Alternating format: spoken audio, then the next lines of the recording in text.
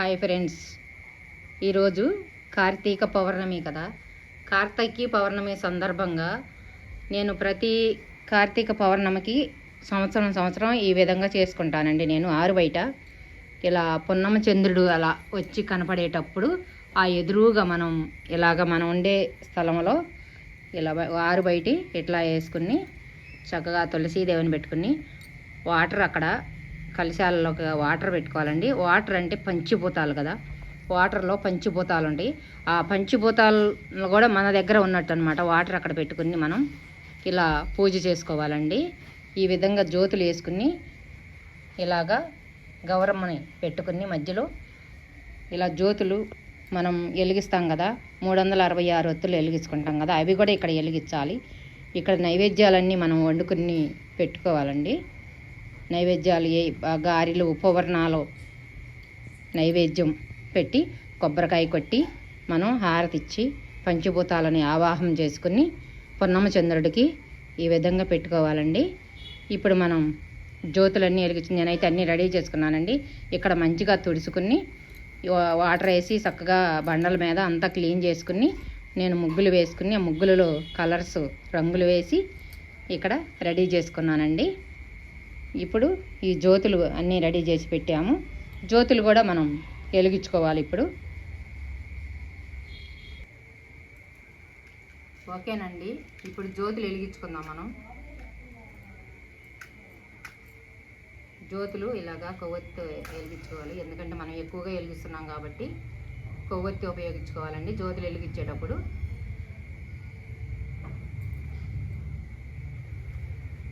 ఇలాగా ముందుగా ఇవన్నీ రెడీ చేసి పెట్టుకున్నాం కదా, జ్యోతులు వెలిగిద్దాము. ఇక్కడ కూడా దైవం ఉందండి, పంచభూతాల రూపంలో శివుడు ఉంది. పంచభూతాల్లోనేనండి, పంచభూతాల నుంచి ఆవాహం అవుతాడు సాంబశివుడు. ఆయన ఉండేదే పంచభూతాల్లోనూ. అందుకని మనం ఈ విధంగా చేసినప్పుడు శివయ్య ఇక్కడే ఎట్లానే ఉంటాడండి. ఇక్కడే చాలా మంది పౌర్ణమి బాగా చేసుకుంటారు.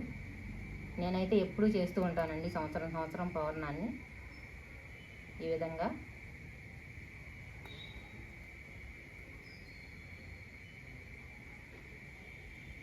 ఇలాగా జ్యోతులన్నీ వెలిగించుకుని మనం ఇక్కడ 366 ఒత్తులు కూడా వెలిగించుకోవాలి.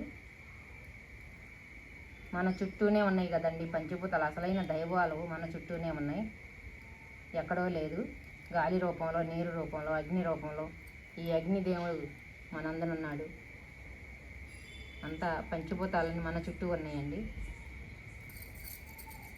ఈ విధంగా చేసుకున్న తర్వాత ఇప్పుడు మనం ఇవి ఉన్నాయి కదా, కర్పూరం బిళ్ళలు పెట్టుకోవాలి. వీటి మీద పెట్టుకుని వెలిగించుకోవాలండి. లేకపోతే అవి ఏమవుతాయి అంటే తొందరగా అంటుకోవు.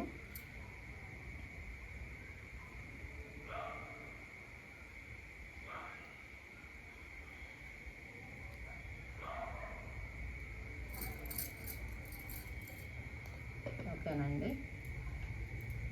ఇప్పుడు కొన్ని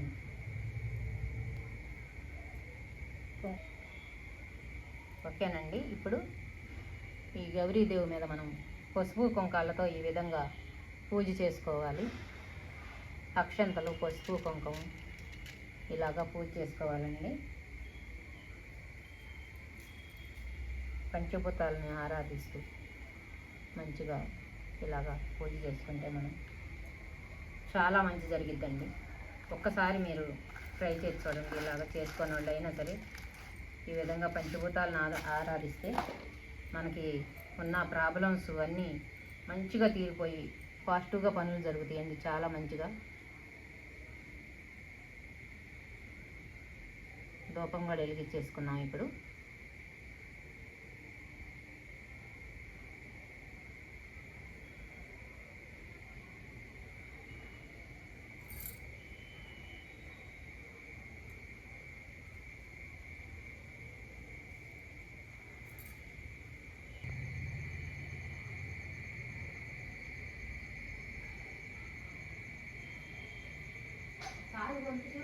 ఓకేనండి. ఇప్పుడు ఈ విధంగా చేసుకున్నాం కదా, అదేవిధంగా గౌరీదేవి పూజ ఇప్పుడు మా కోడలతో కూడా చేపిస్తున్నాను. తను కూడా చేసిన తర్వాత అప్పుడు ఈ జ్యోతులు వెలిగియాలండి. ఇప్పుడు గౌరీదేవికి అలా వస్త్రం అని దూదితో వేస్తామండి. అది ఇప్పుడు మా కోడలతో వేయించాను నేను. తను మళ్ళీ చేస్తుంది కదా ఇప్పుడు తులసి తల్లికి కూడా అలాగే వేద్దాము.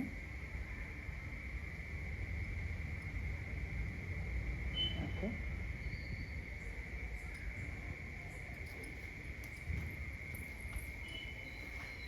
తను కూడా అక్కడ పూజ చేసుకుంటుందండి గౌరీ తల్లి దగ్గర. ఇప్పుడు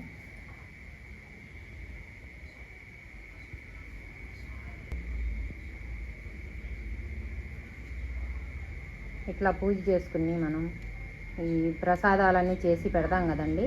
ఆ ప్రసాదాలు పెట్టినప్పుడు మనం అక్కడికి చంద్రుడు, మా నాయనమ్మ చెబుతూ ఉండేదండి, చంద్రుడు వచ్చి ఆ భోజనం తిని వెళ్తారంట. అందుకని చంద్రబింబం కానొచ్చిన దాకా కూడా పూజ చెయ్యము. ఈ పూజని ఆయన వచ్చిన తర్వాతే చేస్తారు.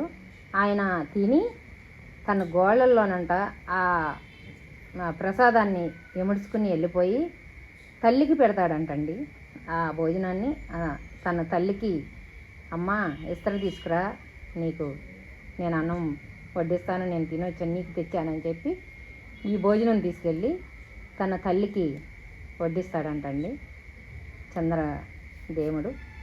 అందుకని ఇది కార్తీక పౌర్ణమి రోజున ఇలాగా చేసుకుని మనం అన్నీ వండిన వంటలన్నీ అక్కడ పెట్టుకుని పెట్టాలండి స్వామివారికి. ఈ పంచభూతాల నుంచి అప్పుడు ఆయన ఆహ్వానం వచ్చి తింటాడండి.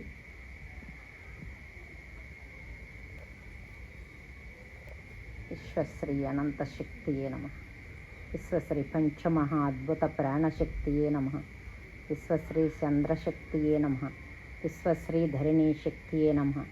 విశ్వశ్రీ పంచభూత శ్రీ ధరణి శక్తియే నమః. విశ్వశ్రీ అనంత శక్తియే నమః. అంటే అనంతము కలిసి శక్తిగా మనం పూజ చేస్తున్నామండి. ఈ అనంతము మనతోనే ఉంది ఎప్పుడు. గాలి, నీరు, నిప్పు, ఆకాశం, చంద్రుడు, సూర్యుడు అన్నీ మనతోనే ఉన్నాయండి. విశ్వశ్రీ అనంత శక్తియే నమః. విశ్వశ్రీ ధరణీ శక్తియే నమః. విశ్వశ్రీ గాయతత్వ శక్తియే నమః. విశ్వశ్రీ అనంత శక్తియే నమః. విశ్వశ్రీ పంచభూత శ్రీ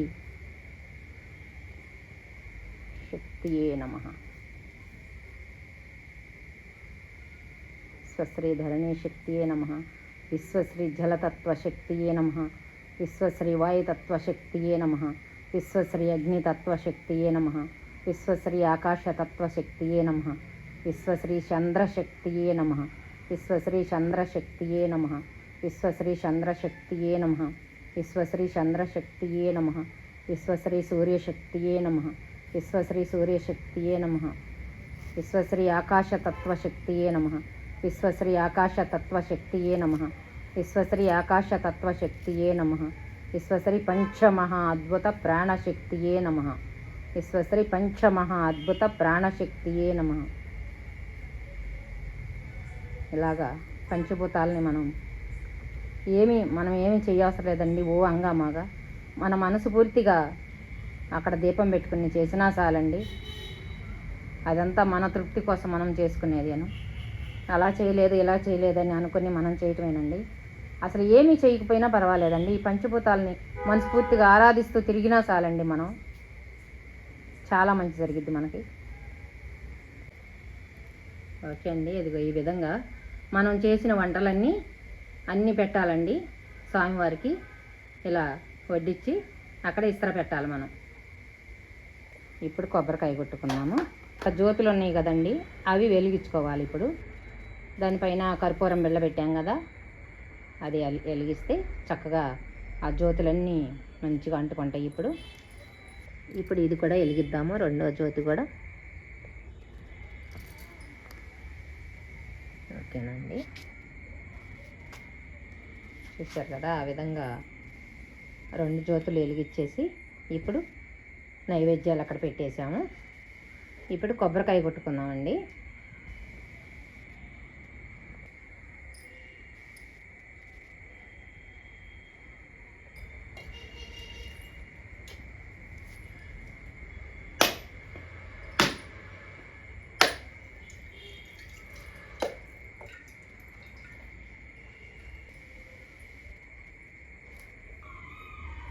ఓకే అండి, అయిపోయింది ఇప్పుడు.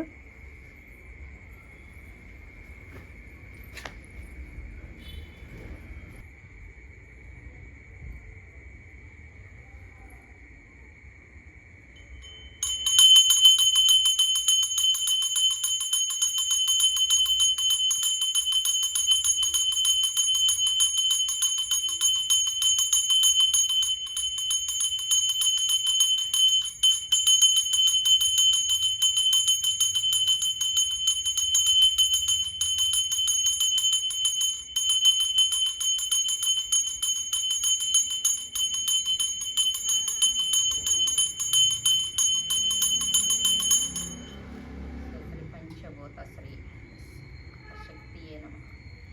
సూర్యమంగళం, చంద్రమంగళం, అగ్నిమంగళం, వాయుమంగళం.